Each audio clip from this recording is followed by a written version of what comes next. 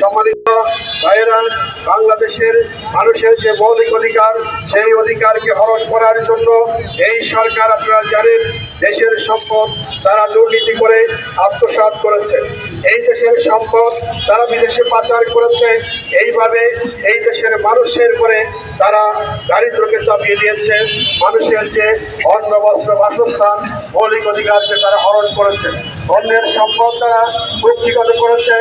আজকে বৈষম্যবিরোধী ছাত্র আন্দোলনের মাধ্যমে আমরা যে নতুন বাংলাদেশ পেয়েছি, সেখানেও আজকে আমরা দেখতে পেয়েছি, সেখানে আজকে চাঁদাবাজি অব্যাহত আছে, সেখানে আজকে দখলদারি অব্যাহত আছে, সেখানে টেন্ডারবাজি আছে। পুরোনো স্বৈরাচারের পরিবর্তে নতুনভাবে অনেকে সেই জায়গা দখলে করেছে। আমরা আশা করব প্রশাসন সহ বাংলাদেশের সকল গণতন্ত্রকামী দল প্রত্যেকে এই ব্যাপারে সোচ্চার হবে। আগামী দিনে এই অন্তর্বর্তীকালীন সরকার নির্বাচন ব্যবস্থার সংস্কারের মাধ্যমে একটি সুষ্ঠু নির্বাচন দিবে।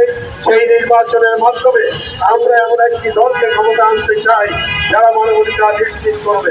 আর মানবাধিকার নিশ্চিত সেই দলের মাধ্যমে সম্ভব হবে যেই দলের নেতৃত্ব দুর্নীতিমুক্ত, যেই দলের নেতৃত্ব সৎ, যারা পরিচ্ছন্ন রাজনীতি করে, তাদের পক্ষে শুধু মানবাধিকার নিশ্চিত করা সম্ভব।